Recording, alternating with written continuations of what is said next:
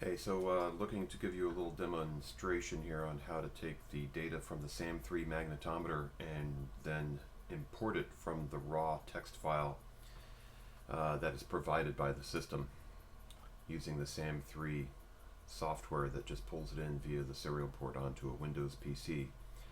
The data set is pretty simple. It comes in a very standard ASCII format with a carriage return line feed at the end of each. It is the day dot month dot year followed by the time. It's universal time, and then the x, y, and z values of the magnetometer's reading for the three sensors. You should probably go through and just look at the data and make sure that the data have no issues. Occasionally there are glitches and corruptions in the data set, but nothing insurmountable.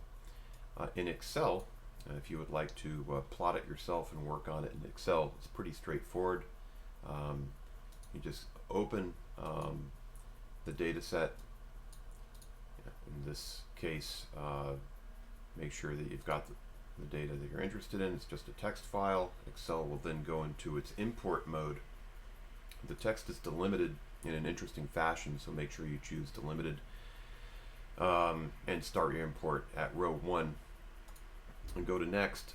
Turn off the tab and make sure that you select space and comma as your delimiters, and then say finish, and what you get is an imported version of it with all of the values in their separate columns, which is cool. The date in the first column, the universal time in the second, the letter X here, which is kind of useless, and then the X, Y, and Z values from the magnetometer. Now, if you were going to plot these, you're not going to get what the SAM3 plots inside its own software. What it's actually doing is it's plotting a difference from universal time 0, 0. So if we look here, 8028 then changes to 8026 a couple of blocks down. That's 2 points less. The magnetometer software goes to actually plot that variance. It doesn't plot 8028. It also doesn't plot negative 26,943. It plots the difference between that and negative 26,944. So there's a trick here that we need to do.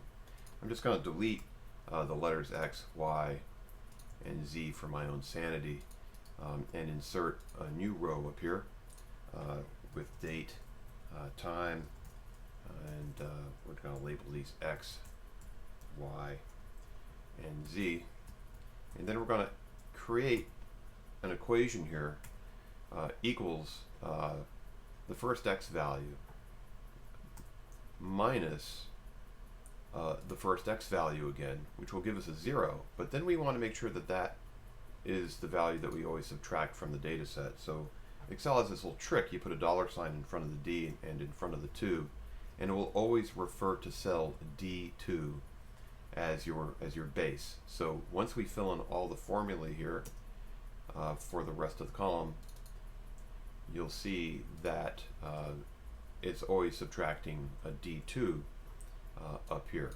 It's not subtracting anything else other than a D2. So we have to do that for all the columns. Equals, this one's going to be F2 minus $F $2. Hit enter, go back to that, and double click on the little box on the bottom right of that cell, and it fills in the rest automatically, which is really kind of cool. So here's H2 minus $H $2. Hit that, go back into here, double click it. Now you're ready to select those columns. I'm going to select time, the X, I'm going to select time, the X, Y, and Z variance. We should probably label those too. So it's like delta X, delta Y, and delta Z. And then we can actually now plot this really easily in Excel. Just highlight those 3 columns and then go to insert and in this case I'm going to insert a line plot, and voila, we've got ourselves a nice plot of the data. And you probably don't really want to see the time in the middle of your data.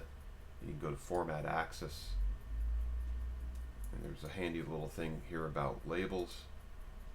You can put them low, and it moves the time low. And here you can see the beginning of a geomagnetic storm just occurred here. And you can see these values of delta X going through the floor, which is really exciting. So this is confirmation that the system works. And at this stage, you'd save your work and share it with friends. Thanks.